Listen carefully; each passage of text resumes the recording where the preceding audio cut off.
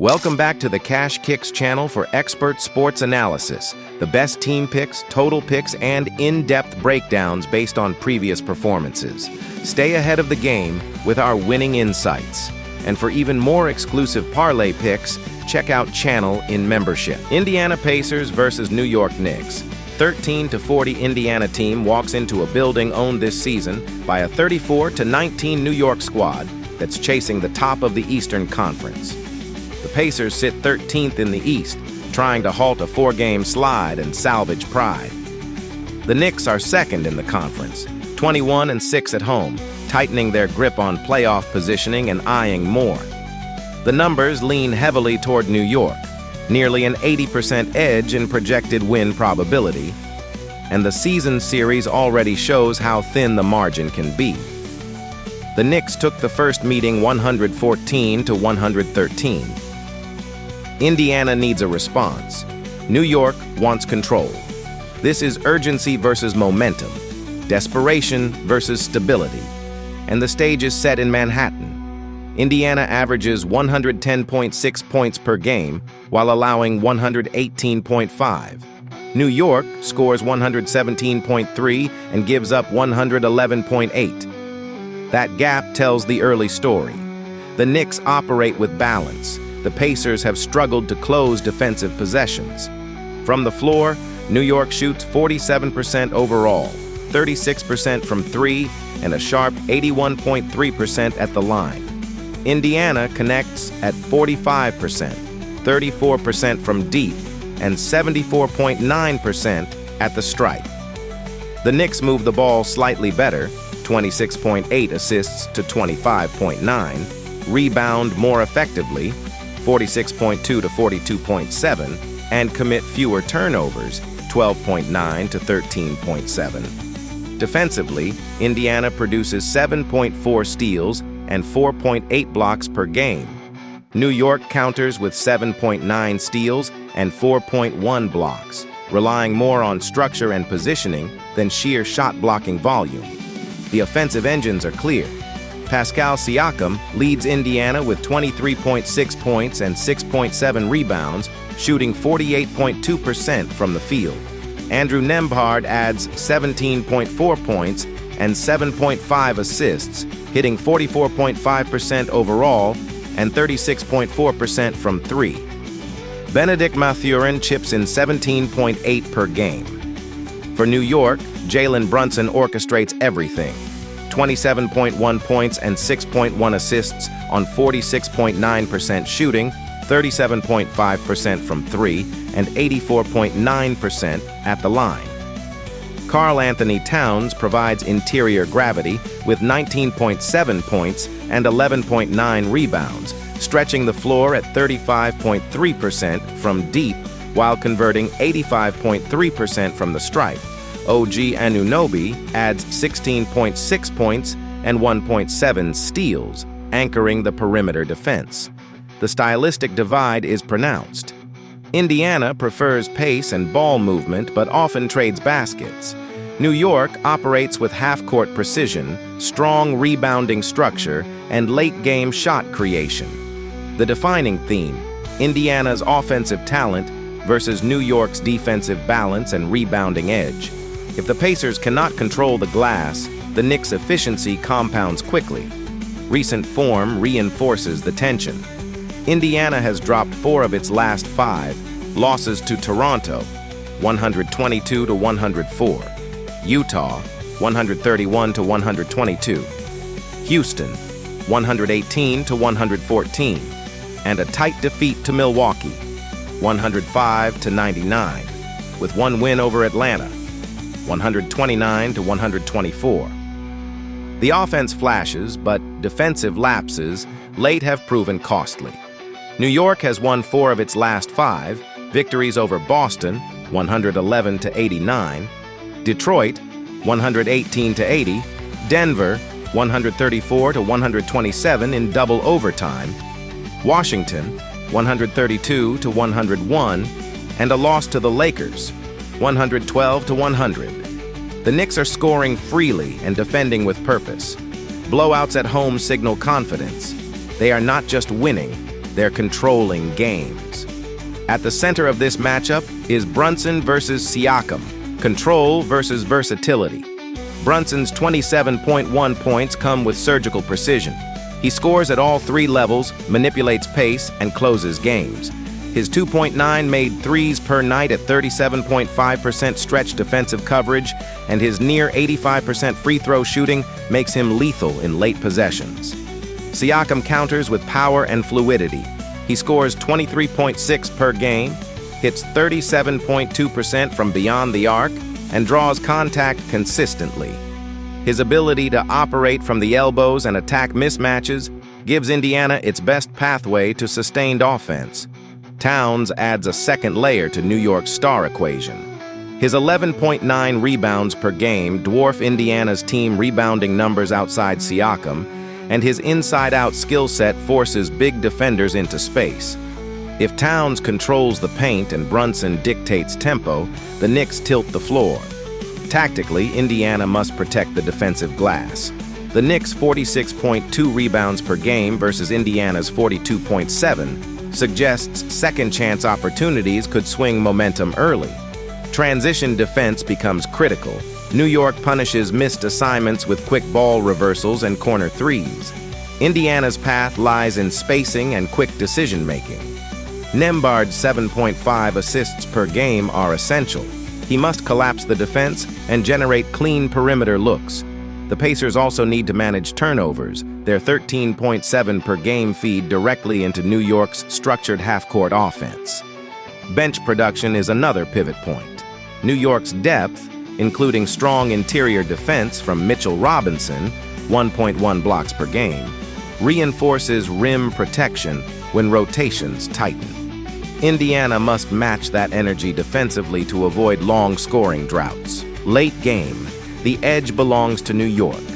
Brunson's shot creation and Towns' ability to stretch or post give the Knicks multiple options under pressure. Indiana has struggled to string together defensive stops in closing stretches, particularly against efficient offenses. The projection reflects the evidence. New York's offensive efficiency, rebounding advantage, and home dominance create a measurable cushion. Indiana's offense can keep it competitive for stretches, but defensive consistency remains a hurdle. After analyzing both teams, my first pick for this match is New York Knicks winner. The defining edge is balance, scoring efficiency paired with rebounding control. In a game where pace may fluctuate, New York's structure and late-game poise should ultimately separate them. At Madison Square Garden, momentum meets opportunity, and the Knicks are positioned to seize it. My second pick for this match is total over 220.5, Los Angeles Clippers versus Houston Rockets. The stage is set in Houston. The Los Angeles Clippers arrive at 25-27, ninth in the Western Conference, fighting to climb out of the play-in range. The Houston Rockets stand 32-19, fourth in the West, protecting home court and eyeing separation in a crowded top tier. Houston has already taken control of the season series, and the numbers lean their way again. A projected edge of roughly 65% reflects a team that has been steadier, deeper, and more explosive. For the Clippers, this is more than a road game. It's a measuring stick. For the Rockets, it's a chance to tighten their grip on the conference race. Houston averages 115.1 points per game to the Clippers' 112.4. They defend slightly better as well, allowing 110.0 compared to Los Angeles' 112.7. The margins are thin, but in a conference this competitive thin is everything. Houston's offense is powered by Kevin Durant's 25.9 points per game on 51.0% shooting, 40.4% from three, and 87.8% at the line. Alperen Şengün anchors the interior with 20.8 points, 9.4 rebounds, and 6.3 assists, while Amen Thompson adds 17.8 points and 7.6 boards. The Rockets shoot 47.2% from the field, 36.8% from deep, and 75.3% at the stripe. They move the ball for 24.8 assists per night and win the glass decisively with 48.8 rebounds per game. The Clippers counter with Kawhi Leonard's 28.0 points per game on 49.5% shooting and an elite 91.4% from the free throw line. James Harden supplies 25.4 points and 8.1 assists, orchestrating a half-court attack built on control and spacing. Ivica Zubac provides 14.4 points and 11.0 rebounds in the paint. As a team, Los Angeles shoots 48% from the field, 31.3% from three, and a sharp 81.6% from the line, averaging 23.6 assists and 40.7 rebounds. Defensively, Houston's activity stands out: 9.0 steals and 5.7 blocks per game, compared to the Clippers' 8.5 steals and 4.6 blocks. The Rockets' length across positions allows them to contest at the rim and disrupt passing lanes. The Clippers rely more on positional discipline and individual shot-making. The defining theme is clear: Houston's rebounding force and defensive length versus Los Angeles' star-driven shot creation and free throw efficiency. One team pressures the paint and the glass. The other thrives on precision in the half-court. Recent form adds urgency. The Clippers have split their last five, a tight 115-96 win over Minnesota, followed by losses to Sacramento, Cleveland, and Philadelphia, before bouncing back with a 117-93 victory over Phoenix. Their offense has fluctuated, ranging from 93 to 117 points, reflecting a search for rhythm. Houston, meanwhile, has won 3 of its last 5. They edged Oklahoma City 112-106, handled Charlotte 109-99, fell to Boston and Indiana, then answered with a 111-107 win over Dallas. The Rockets are consistently scoring between 99 and 114 points and tightening games late, a sign of composure in closing stretches. At the center of it all is the duel between Leonard and Durant. Leonard's 28.0 points, 6.3 rebounds, and 3.7 assists come with surgical efficiency. He operates deliberately, punishing mismatches and living at the line. Durant counters with 25.9 points, 5.3 rebounds, and 4.4 assists, stretching defenses with 40% three-point shooting and elite mid-range touch. Leonard is methodical power. Durant is fluid acceleration. Schengen's versatility adds another layer. 6.3 assists from the center position stresses defensive rotations, while Harden's 8.1 assists test Houston's perimeter containment. The chess match between Harden's playmaking and Houston's switching defense could tilt the tempo. Tactically, Houston's edge on the boards looms large. Their +8 rebounding margin over Los Angeles signals second-chance opportunities and transition fuel. If the Rockets control the glass, they can dictate pace. The Clippers must slow the game, protect the ball. They average 14.4 turnovers and convert at the free throw line to compensate for the rebounding gap. Perimeter efficiency is another swing factor. Houston hits 36.8% from three. Los Angeles sits at 31.3%. If the Clippers cannot stretch the floor consistently, Houston's help defense will collapse on Leonard and Harden. Conversely, if the Rockets' shooters find rhythm, their spacing becomes difficult to contain. Bench depth and defensive activity clearly tilt the advantage toward Houston. Their ability to generate 31.5 made two-pointers per game highlights a consistent interior presence and efficient shot selection around the rim. That steady production inside not only reflects strong ball movement and cutting action, but also creates reliable scoring balance that prevents the offense from becoming overly dependent on perimeter shooting. With multiple scoring channels operating effectively, Houston can sustain pressure across 4 quarters. For the Clippers, however, late-game execution leans heavily on Leonard's isolation control and Harden's decision-making under pressure.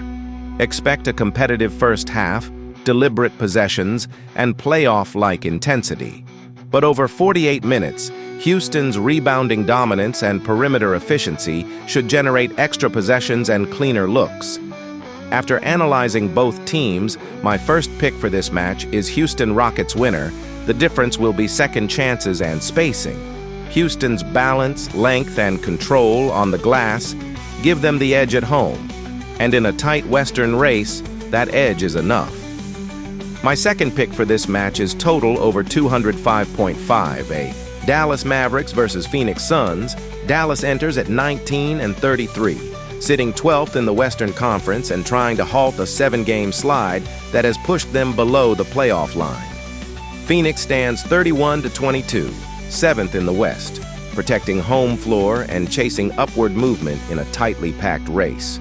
The projection leans toward the Suns at roughly 60%, and on paper, the separation reflects both momentum and stability. For Dallas, this is urgency. For Phoenix, it's positioning. One team is fighting to stay relevant. The other is sharpening its edge for the stretch run. Dallas averages 114.2 points per game on 47% shooting, slightly more efficient than Phoenix's 46% clip. The Suns counter with 113.6 points per night and a defensive profile that allows just 111.4 compared to the Mavericks' 117.2 points allowed. That defensive gap is the first fault line in this matchup. From deep, Phoenix spaces the floor at 36%, while Dallas sits around 34%. At the line, the Suns convert 84% as a team, elite-level efficiency, while Dallas hovers in the low 80s. Rebounding tilts toward the Mavericks, 45.1 boards per game to Phoenix's 42.9, and Dallas also holds edges in assists, 25.3 to 24.8, and blocks, 5.6 to 4.0. Phoenix creates more disruption with 10.2 steals per game compared to Dallas's 7.6. Offensively, Dallas leans on balance. Cooper Flagg paces the team at 20.3 points per game on 48.4% shooting, adding 6.6 rebounds and 4.2 assists. Anthony Davis brings interior force with 20.4 points and 11.1 rebounds on 50.6% from the field. P.J. Washington contributes 14.1 points, 7.1 boards, and 1.4 blocks, anchoring the defensive front line. Phoenix is driven by Devin Booker's 25.3 points and 6.3 assists per game. He shoots 45.6% overall, 30.7% from three, and an elite 86.5% from the line. Dillon Brooks adds 21.1 points on 44.1% shooting and 35.3% from deep. Inside, Mark Williams controls the glass with 8.2 rebounds and supplies 1.0 block per game while converting 66% of his field goals. The defining theme is clear: Dallas's rebounding and size versus Phoenix's perimeter pressure and defensive discipline. If the Mavericks can dominate the glass and finish efficiently, they can dictate tempo. If the Suns turn this into a half-court execution battle, their defensive consistency becomes decisive. Recent form sharpens that contrast. Dallas has dropped 5 straight. Losses to San Antonio, 138-125 and 135-123. Boston, 110-100. Houston, 111-107. And Charlotte, 123-121. The offense has shown bursts, but defensive lapses and late-game execution have been costly. They're scoring, but they're leaking points at critical stretches. Phoenix has split its last 5, but the trajectory is steadier. They handled Portland 130-125 and Cleveland 126-113, while losses to Philadelphia 109-103, Golden State 101-97, and the Clippers 117-93 exposed shooting inconsistency. The Suns' wins have featured sharper ball movement and stronger fourth-quarter composure. Their losses have come when perimeter efficiency dips and transition defense falters. Emotionally, Dallas is pressing. Phoenix is recalibrating. The centerpiece duel belongs to Booker and Flagg. Booker operates with surgical control, probing, drawing contact, and living at the free throw line where he's nearly automatic. His 6.3 assists show he's not just scoring, He's orchestrating. When his pull-up jumper falls, Phoenix's offense breathes. Flagg answers with versatility. At 20.3 points per game on nearly 49% shooting, he scores at all three levels and supplements with rebounding and playmaking. He doesn't dominate the ball as heavily as Booker, but his efficiency and defensive activity make him a two-way catalyst. Around them, Davis's interior presence and Williams's rim efficiency could quietly decide second-chance opportunities. Tactically, this matchup hinges on defensive resistance and the ability to dictate tempo. Phoenix allows 6 fewer points per game than Dallas, a subtle but meaningful gap in a contest where both teams hover around 114 points offensively. In a game projected to be tightly contested, those marginal defensive advantages can compound over 4 quarters. If the Suns disrupt passing lanes, generate steals, and quickly convert those takeaways into transition opportunities, they can push Dallas into rushed possessions and uncomfortable shot selection. Conversely, if the Mavericks control the defensive glass and limit their turnovers, already averaging 14.1 per game, they can methodically slow the pace, reduce Phoenix's transition chances, and manufacture high-percentage interior looks through disciplined half-court execution. Watch the perimeter containment, Brooks's physical defense against Dallas's wings, Washington's help side rotations, Williams's rim protection versus Davis's strength. The bench scoring swings are subtle but critical. Phoenix's depth has been steadier, while Dallas's rotations have struggled to sustain defensive intensity for 4 quarters. Late game, execution favors Phoenix. They shoot better at the line, defend more consistently, and have the closer in Booker. After analyzing both teams, my first pick for this match is Phoenix Suns winner. The Suns' defensive structure and free throw efficiency create separation in the 4th quarter. Dallas competes on the glass and keeps it tight through 3, but Phoenix's balance, perimeter pressure, and late-game composure secure the win and reinforce their climb in the Western race. My second pick for this match is total over 224.5. San Antonio Spurs versus Los Angeles Lakers. The lights come up in Los Angeles with weight behind every possession.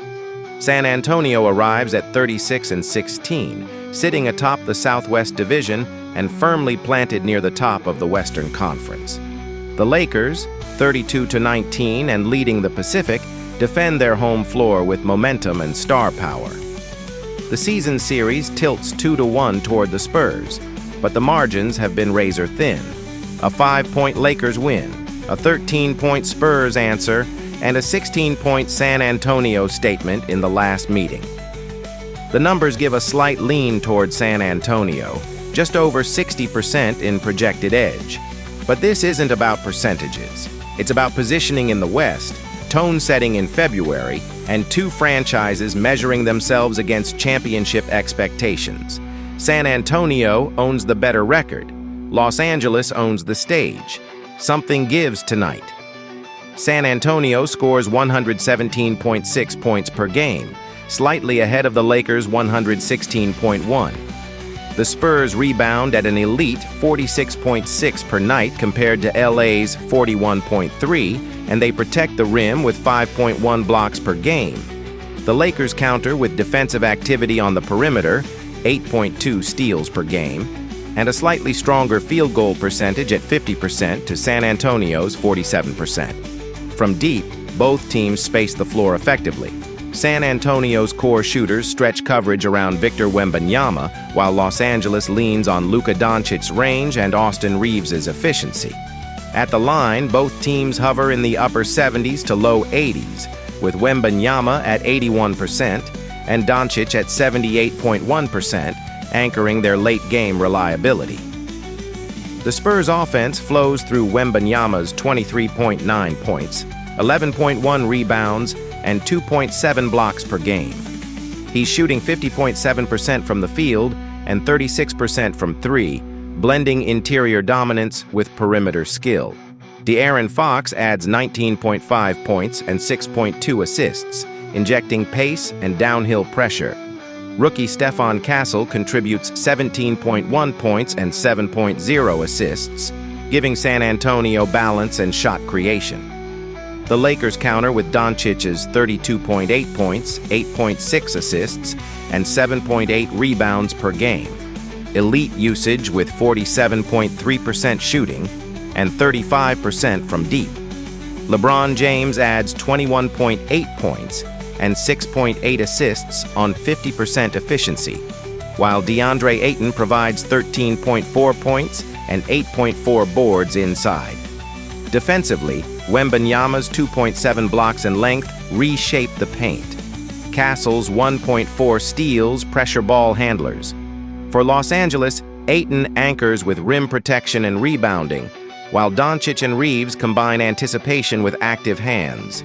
The defining theme, San Antonio's size and rebounding edge versus Los Angeles's perimeter efficiency and half-court shot-making. Control the glass or control the tempo. That's the battle line. San Antonio enters on a surge. 4 wins in their last 5, including a 138-125 statement over Dallas and a 116-106 win against Oklahoma City. Their lone stumble came in Charlotte, but the offensive rhythm has been consistent, 110 or more in 4 of 5. The Lakers are 4-1 in their last 5 as well, highlighted by wins over Golden State, Philadelphia, Brooklyn, and Washington. Their only slip was a tight loss to New York.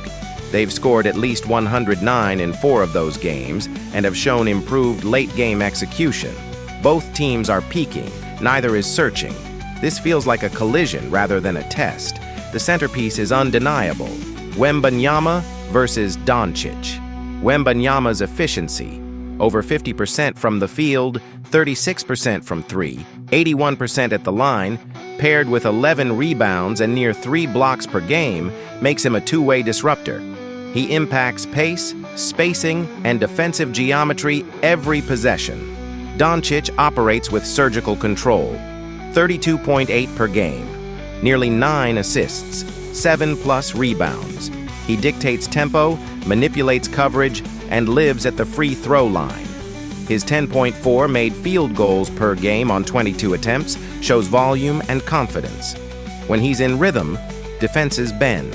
It's length versus leverage, vertical dominance versus ball-dominant orchestration. Whoever imposes style first shifts the night. San Antonio's rebounding advantage could be decisive. A 5-board gap per game translates to extra possessions, especially against a Lakers team that thrives when Doncic controls pace. If the Spurs win second-chance points and limit turnovers, they average 13.1 per game. They can slow LA's transition bursts. The Lakers' counter lies in efficiency and perimeter containment. At 50% shooting as a team, they punish defensive lapses. If Ayton holds position on Wembanyama without help, it frees LeBron and Reeves to stay home on shooters. Bench depth favors versatility for San Antonio, with contributors like Keldon Johnson and Devin Vassell stretching the floor. The Lakers' secondary unit must match that scoring pop to avoid leaning too heavily on Doncic's creation. Late game, it becomes execution. Doncic isolations, Wembanyama pick-and-pop actions, Fox pushing tempo, Reeves slipping screens. Every possession will feel deliberate. The X factor, rebounding discipline and foul management. If Wembanyama stays aggressive without foul trouble, San Antonio's defensive ceiling rises dramatically. If Doncic gets downhill and lives at the stripe, the Lakers dictate pace. After analyzing both teams, my first pick for this match is San Antonio Spurs winner. San Antonio's rebounding edge and interior length tilt the balance in a tight fourth quarter. Doncic will produce, he always does, but the Spurs' size, balance, and two-way control create just enough separation. On a night shaped by stars, depth and discipline decided. My second pick for this match is total over 224.5.